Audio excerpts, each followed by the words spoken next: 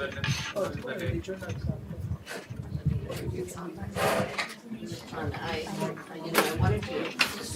want to send you a draft just to review that you got asked to write and speculating. So basically,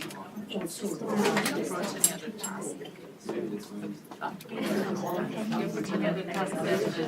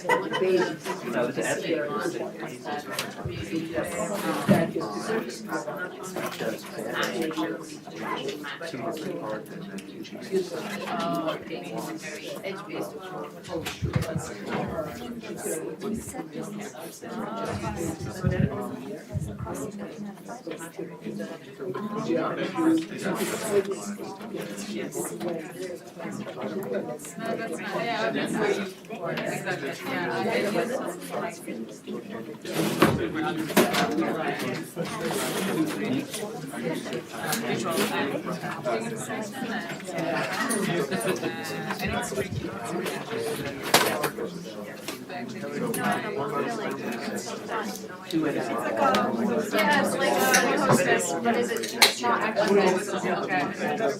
Yeah. So you never told me that you did it. Yeah. So I did it.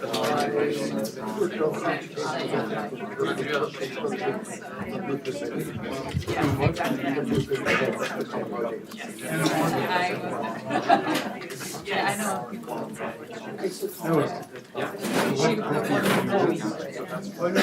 Well, best known for having does the computation.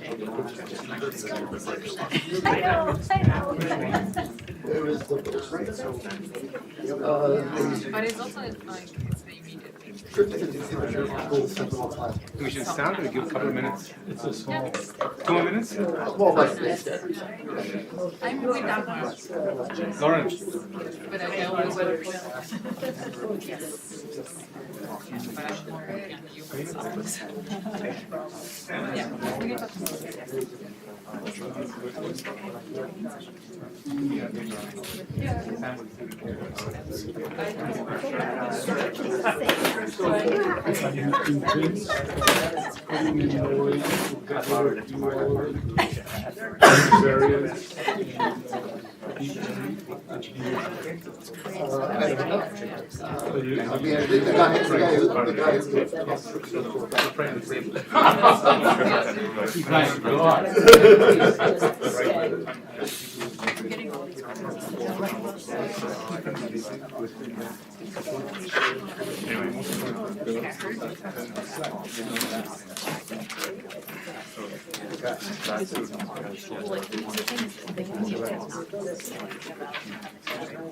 Maybe we can stop. I don't know when. Okay, so next week is Sam Ocko from Spatial. He's going to talk about police cells and related things. Yeah. So, we talk about basically how do animals combine lots of different pieces of sensory information to build a map of where they are in environments as well as the environment themselves. So if you've seen this video, cool to see again. Right. So what's going on here? There's a rat traveling around in a box. They're throwing Cheerios to make it explore the box. They're recording from a neuron. Whenever this neuron fires, they light up. They put a dot in the image, and then you can see as the animal travels around the box, this really cool pattern is going to emerge.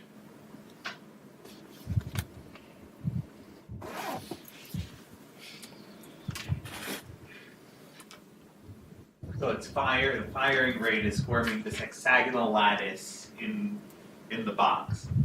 So this is obviously some sort of map that the animal is using both creating and using. But then there's a question, okay, how does it emerge? And how is it coming from some sort of combination of pieces of information that the animal has access to? So, okay, so a few questions. One is sort of how do we know where we are within an environment? So if we have a map of the world that we're traveling around, how do we represent where we are? What does it mean to know a map of the environment? So how exactly are we going to represent the things that we've learned about the world? How do we calculate and update these representations using sort of known mechanisms of how neurons can interact with each other, and also known mechanisms of plasticity? And also, how can we sort of reconcile or not reconcile conflicting cues about where we think we are? Okay, so let's just start off. What information do we have available? So we start off, we've got visual information, we've got proprioception, we have the motor commands we've sent. So that will now go to, we're going to get some sort of estimate of what our velocity is, and then we're also going to get some sort of estimate about what landmarks we're going to see. And we want to eventually combine those to give some sort of estimate of what position we have. So, okay, in terms of landmarks, in the MEC, the same part of the brain where the grid cells are, there are border cells, which will respond to a particular border or landmark. In terms of velocity, there are speed and head direction cells, which will respond to combine either the animal's running speed or some function of the animal's head direction. And then for position, there are grid cells, which are encoding the animal's position estimate in some sort of way. Okay? So let's think about just a very simple example of 1D navigation. So this requires the combination of both landmark cues and self-motion cues. Because, okay, if you're on the right side or the left side of this box, you can say, oh, my location is by this wall or by that wall. But if you're in the middle of the box, you don't have any immediate cues. So you've got to work off of memories of what are the things that you saw and what are the things that you've done. Okay, so without these immediate landmark cues, the only things that you have are what did I see last and what did I do since I've seen it.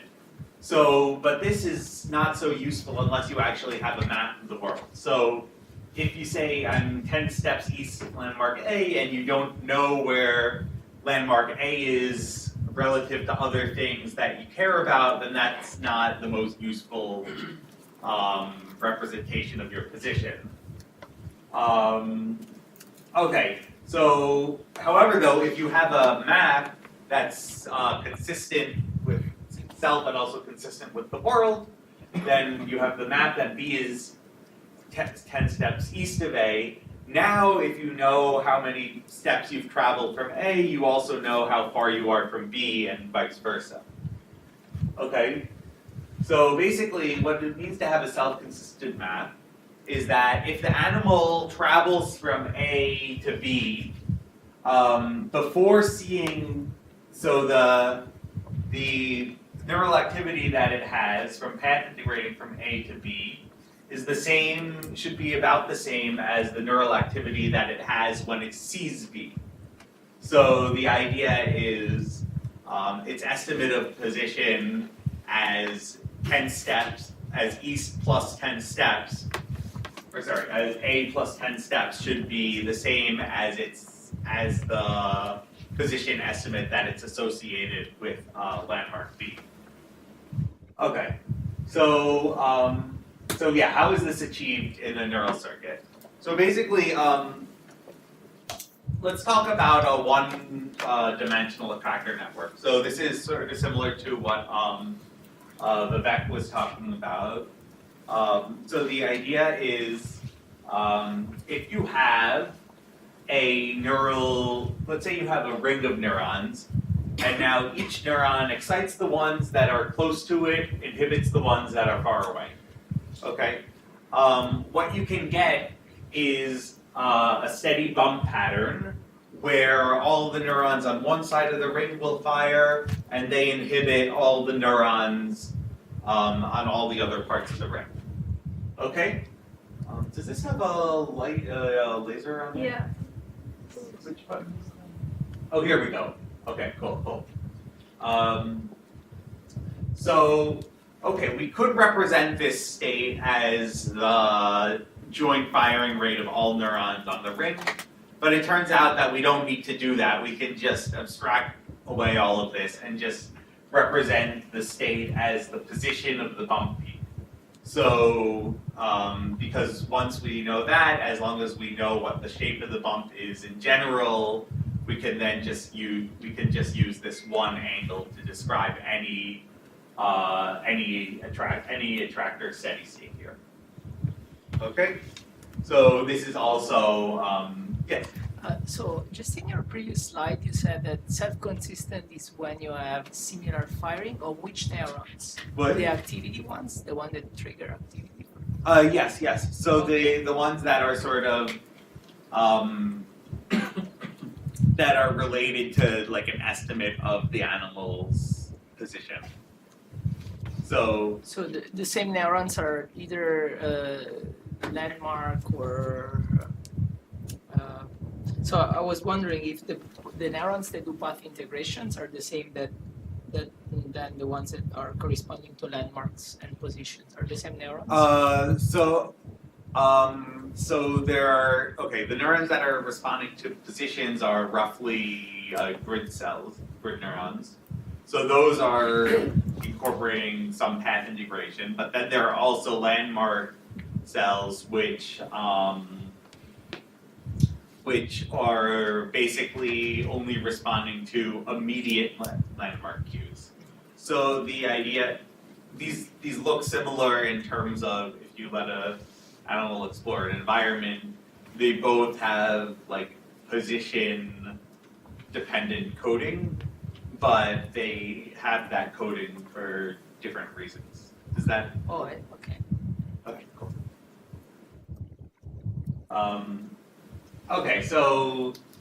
So now likewise path integration. So you can achieve this, basically you can have cells that respond to different velocities. So you could have, let's say that you have a ring of cells that are just purely attractor cells, but now you have another ring of cells which are tuned to east velocities, and their outgoing connections are biased towards the clockwise direction. And likewise, you have west velocity cells, another ring, whose outgoing directions are biased towards the counterclockwise direction.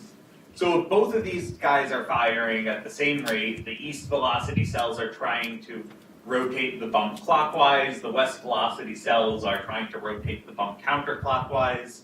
And it's this sort of tug of war that neither side is winning.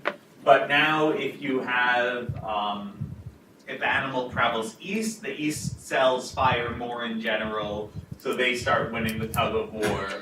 The attractor state rotates clockwise, and vice versa for west. So you can now, in this reduced representation, you can just say, okay, the derivative of the bump angle as respect to time is just going to be some constant times the animal's running velocity. Okay, so this likewise in this machinery also holds for the head direction things in the class. So okay, so this is basically a network that's going to perform path integration. So you have the bump angle whose derivative in time is proportional to the animal's velocity. So as the animal travels east, the pattern rotates clockwise. As the animal moves west, the pattern rotates counterclockwise. And now each individual cell in this will be a 1D grid cell. So if you're recording from a single cell in this ring, as the animal travels east, the bump rolls over it and you see a firing field. Okay, and then you see as the bump goes to the other side, you don't see a firing field, and then you see another one. And in this framework, the firing rate depends only on position, because the derivative of the bump angle is proportional to the derivative of the animal's position. So any sort of movement, it should end up being half invariant. As long as there are no errors, though, because there's no actual mechanism for correcting errors here, the animal can, if you pick up some random bump, some random bit of noise to the angle of your bump pattern, you're going to have it forever. So that's why you need landmark influence. So the basic idea is when you're traveling around, you need to be able to use some information about landmarks, so I can say, oh, I touched this wall now, I can now, I don't need to use my memory of where I've traveled from so much, I can just represent my position as the position of this wall.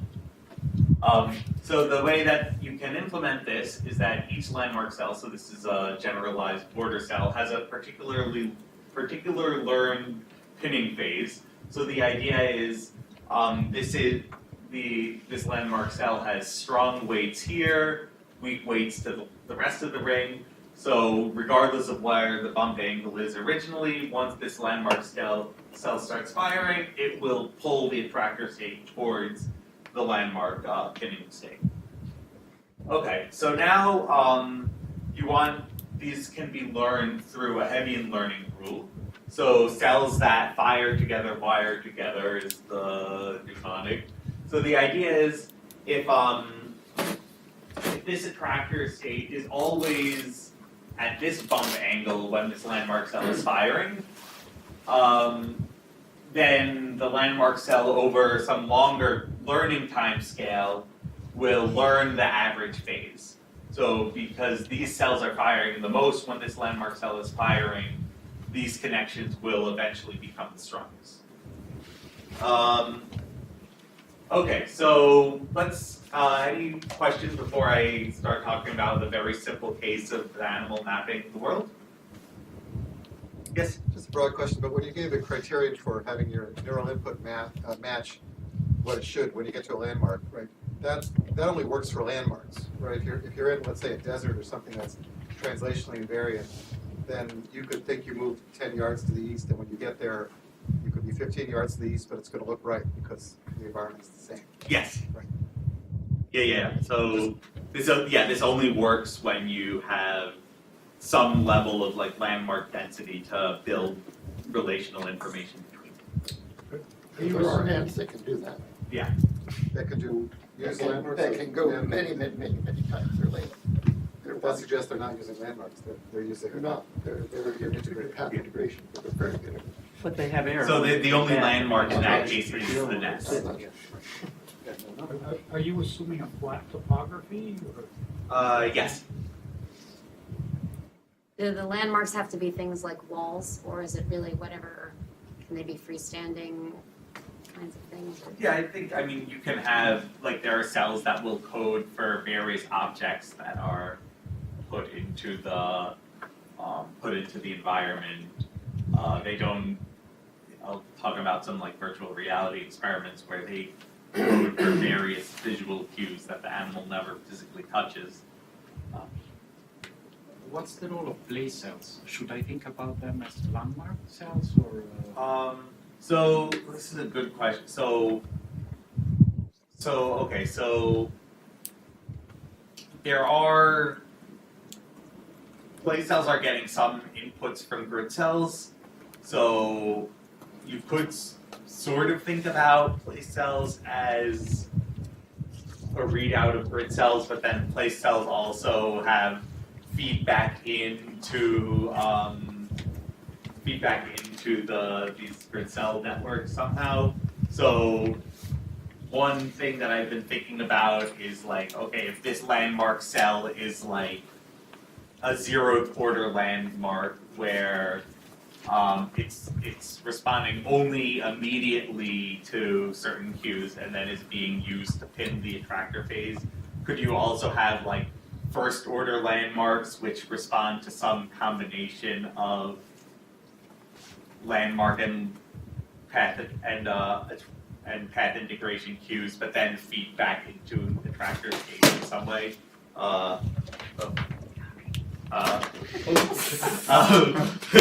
Yeah, so those are, I've been thinking about these sorts of things, but I'm not exactly sure how to treat that. Okay, so simplest case, one-dimensional track with two walls. So you've got the west landmark, you've got the east landmark, the animal just travels between the two of them forever.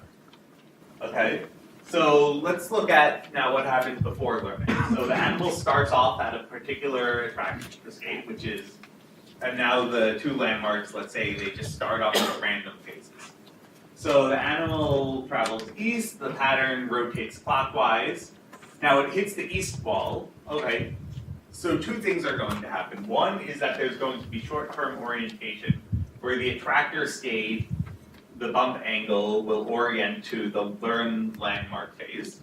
Okay, but now over the long term, because of Hebbian learning, the landmark phase is going to rotate a little bit because it's learned a little bit about what the attractor state is when you path integrate from the west landmark. Likewise,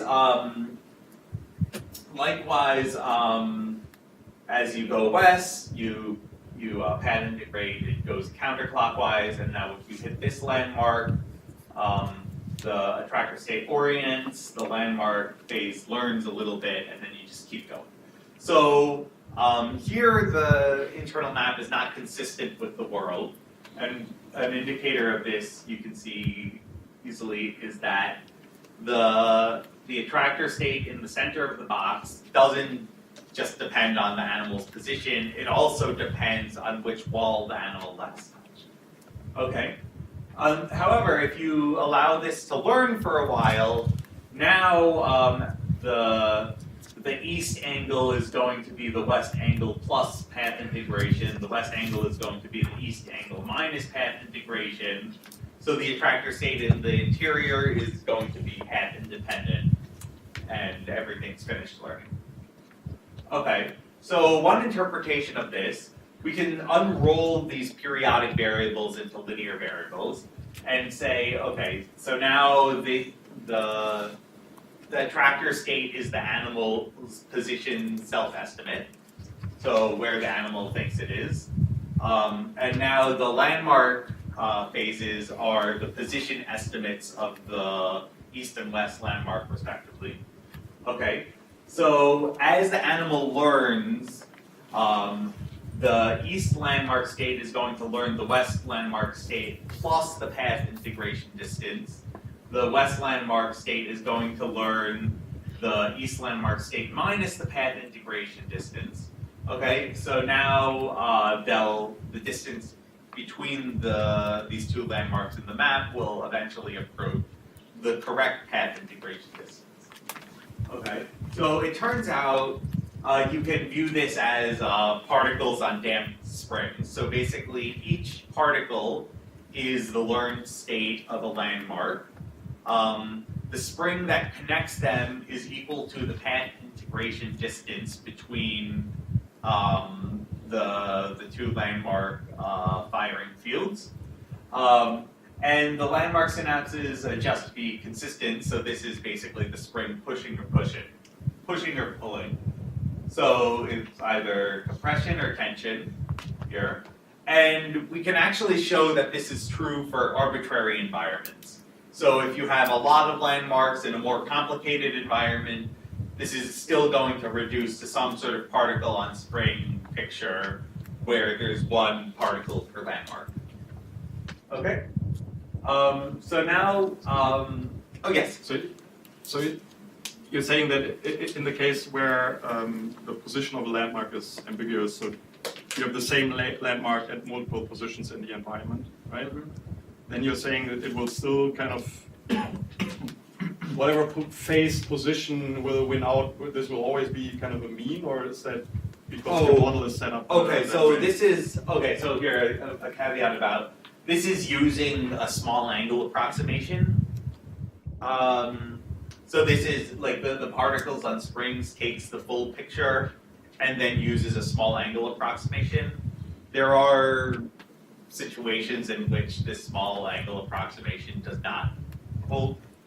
So what is the small angle approximation? Okay, so basically,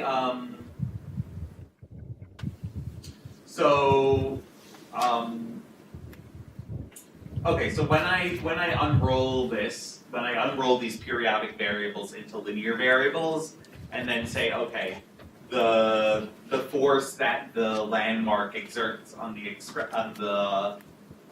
attractor state was originally in the model the sine of the difference between these two angles.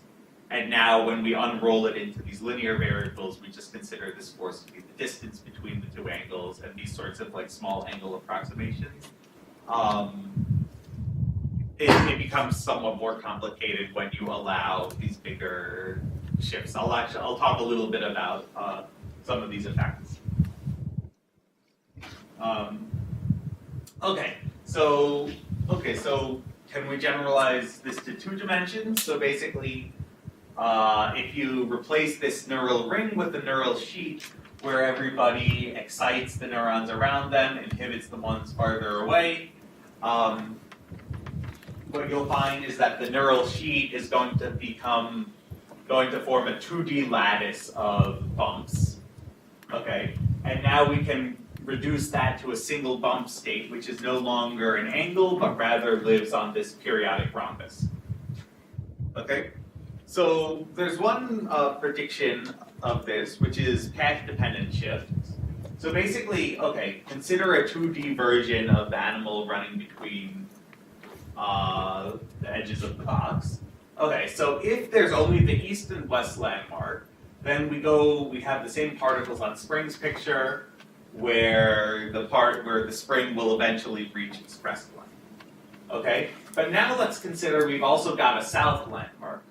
So if we have a south landmark, the animal can travel between the west and the east with a very large path integration.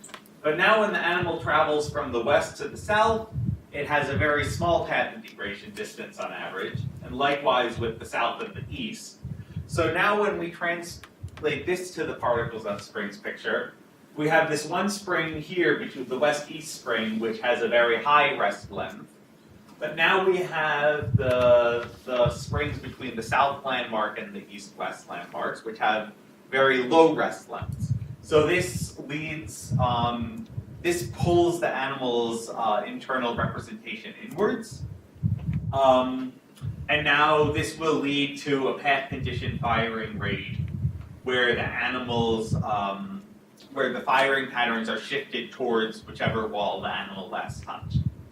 So we can see this in simulations where we have the animal running around and we couple that to the attractor dynamics. And we can also actually see this in experimental observations. So what you can do is you can say, okay, I'm going to construct a rate map. So basically, what is the firing rate as a function of this grid cell as a function of the animal's position? But then you can add path conditioning in. So you can say, what is the firing rate of a cell as a function of animal's position, conditioned that it last touched the west wall or the east wall or so on and so forth.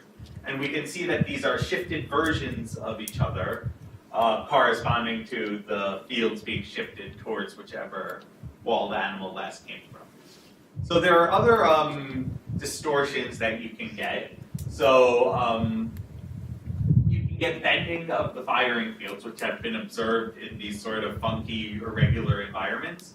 So the basic idea, it's also coming from these landmarks that have these wide firing fields where they enforce a particular state regardless of where the animal is in the firing field. So that basically can lead you to get the fields curving away from walls, which is similar to effects shown in these funky boxes. So one thing that we've been thinking about is, can you make a topological defect in grid cell patterns? So this is one aspect of the inherent periodicity. So on the left, so these are two, we have two Q-rich boxes here. On the left, there's no defect, so we've got 3 firing fields on top, we've got 3 on the bottom. If we have 1 defect, we have 2.5 firing fields on top, 3.5 on the bottom. Okay, and the reason is, it's a topological reason. So basically, if you look at the cartoon of the underlying attractor state, if we go from here to here, there's 1 full rotation. If we go down on the bottom, there's 1 full rotation. So this is a self-consistent state. This is a stable state. But you can also have another stable state where you can have 1 full rotation on top, 2 full rotations on the bottom, and you can't get from this state to this state without breaking anything locally.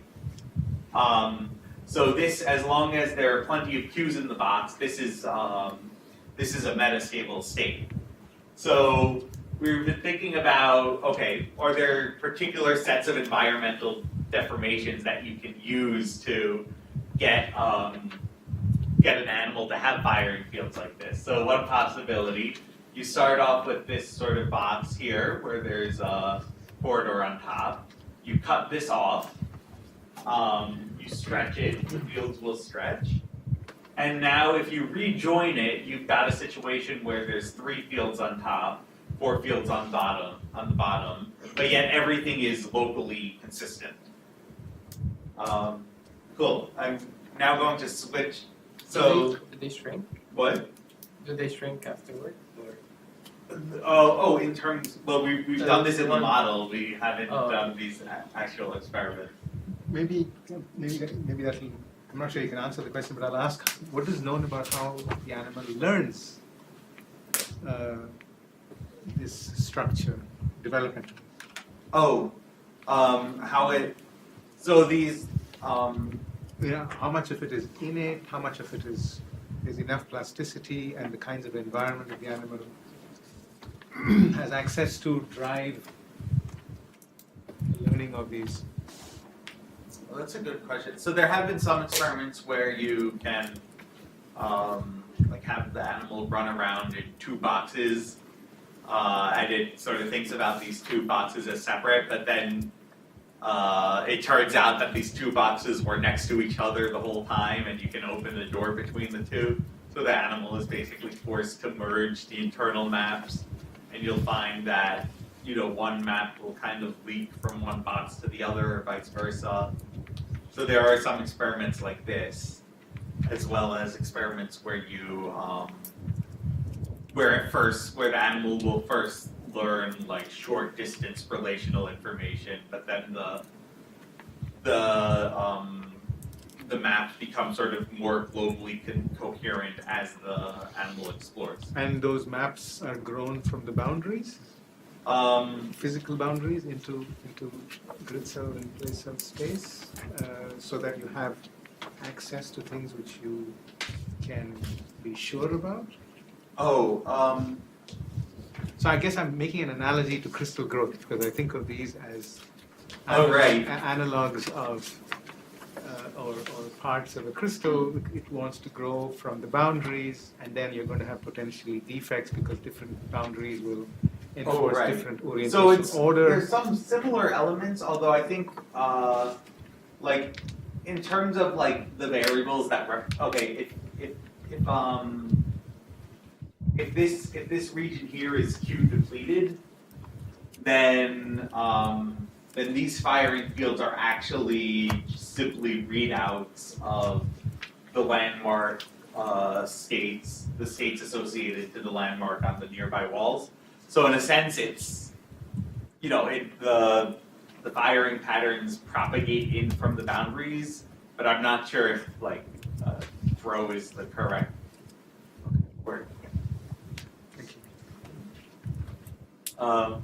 Okay, so I'm going to now talk about some experiments on a device in virtual reality. So basically, how do we reconcile conflicting cues about where we are.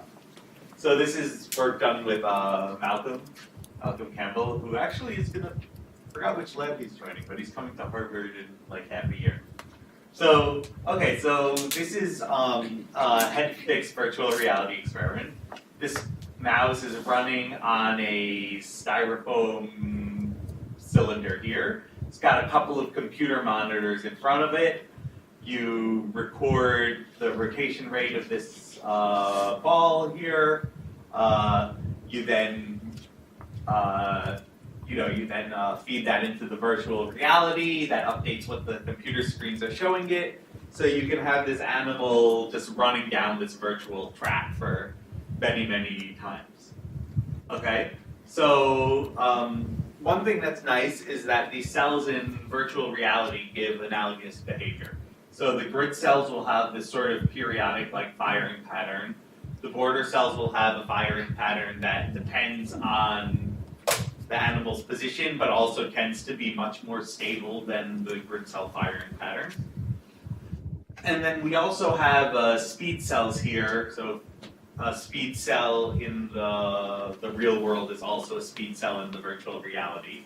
So this is all encouraging. This is that the animal is using the same systems to navigate this virtual world.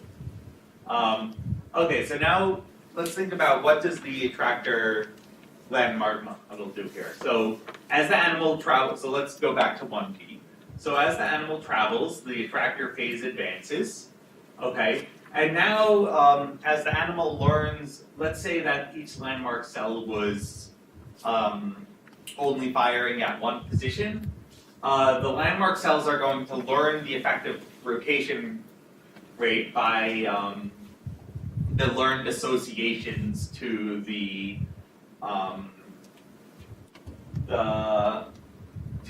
bump attractor. So let's say there's this as the animal travels around, the attractor state rotates this way. So now the landmark that fires at the start of the track might be encouraging this phase. A landmark that fires a little bit down might be encouraging this phase. Then this landmark might be encouraging this phase, and so on and so forth. So, okay, so basically, eventually, we have some state, the animals learn some state which is consistent, where the attractor, the landmarks have learned phases that are consistent with the distance between objects in the virtual world. So this is the consistency condition that if you integrate from A to B, you should get the same activity pattern as if you had seen B. Okay, and now the basic idea is, okay, the attractor state has a particular rate that it wants to rotate at.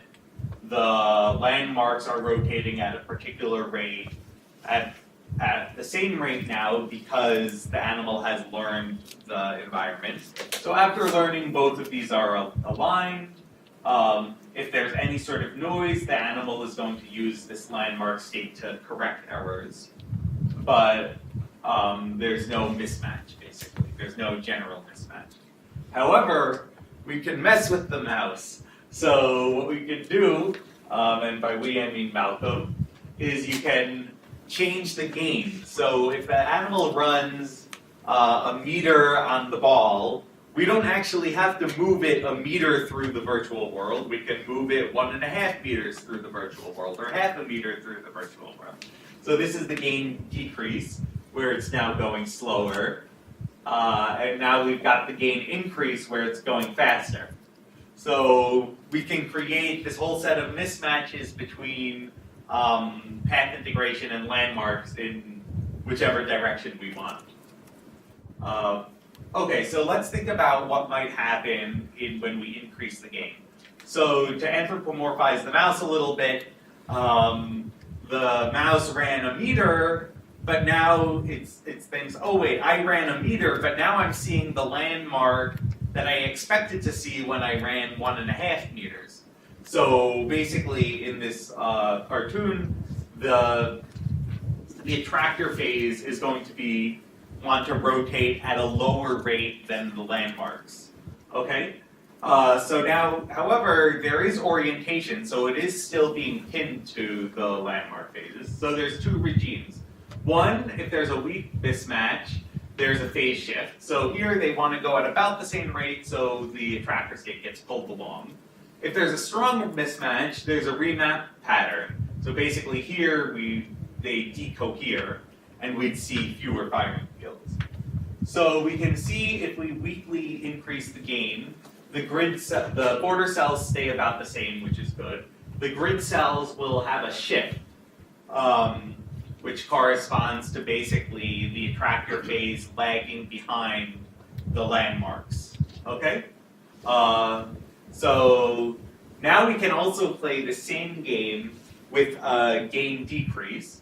So here the attractor phase is advanced because the animal travels a meter, and now it sees the landmark that it expected to see when it only traveled half a meter. So the internal path integration wants to move the attractor state faster than the landmark. So likewise, there are two possible regimes. One is that there's a weak mismatch and then we get a phase shift. Another is that there's a strong mismatch, so the pattern will remap. We get a lot more firing fields, but it decoheres from the old pattern. So if we do a weak gain decrease of 0.75, what we see is the patterns will shift a little bit towards the start of the box. So here the grid fields are shifted, not rescaled. The border cells are unaffected. Okay. So likewise, however, if we do a strong gain decrease, then the pattern will generally decohere from the old pattern. So here, so there's very little correlation between the new pattern and the old pattern. And there's 1.5 times as many firing fields as there was before, because now the attractor state is constantly lapping the landmark state. So basically, we have these three different regimes predicted by theory, where the misalignment between path integration cues and landmark cues can create this coupled oscillator decoherence transition between the landmark representations and the attractor states in the MEC. So we can get remapping and rescaling, and we can also get an advanced phase shift and a delayed phase shift. So we've been recently exploring more about what's exactly causing these transitions, what's the boundary line, can you tune this with different landmark strengths? But yeah, we're still looking into it. Cool, thank you.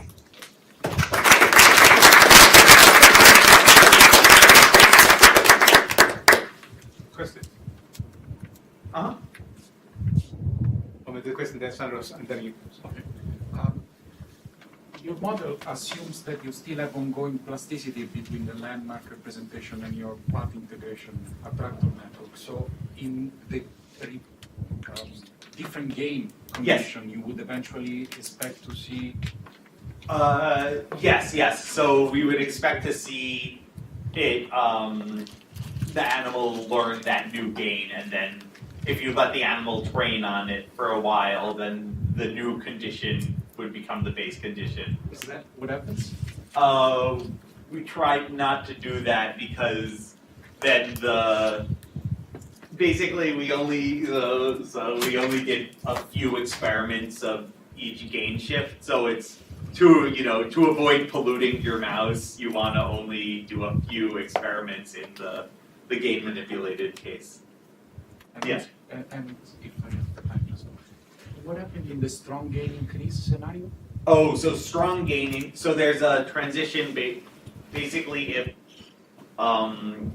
so Malcolm tried to do like double the gain increase and these sorts of things, but you reach a transition where if the environment is just moving too fast, the animal doesn't interpret it as real. So we've been thinking a little bit about, okay, can you get a transition in the opposite direction by weakening the landmark strength, maybe play around with the contrast or these sorts of things, but that's still ongoing. question here, then Ila, and then Ila? So in the first talk, what they had here, we had this software running on a ball Yes. and having a pattern which they would respond to. And the wing would go up or down, left or right, and it was mapped onto a number of attractors. Mhm. Have you looked at that data at all? We've thought about it a little bit. So we thought about there are certain tricks that you can play on the animal in similar ways, where you can. So for example, one thing that the Vec's been doing is you can write to the fly by exciting different landmarks and while forcing a particular attractor bump. So there are things that you can do of that flavor in the So fly. in what sense is this sort of a more universal way of looking at things? I mean, if you can use your model to model the insect running, Oh, is it the same model? I think, yeah, for the insect, it's pretty much the same. It's a 1D version of.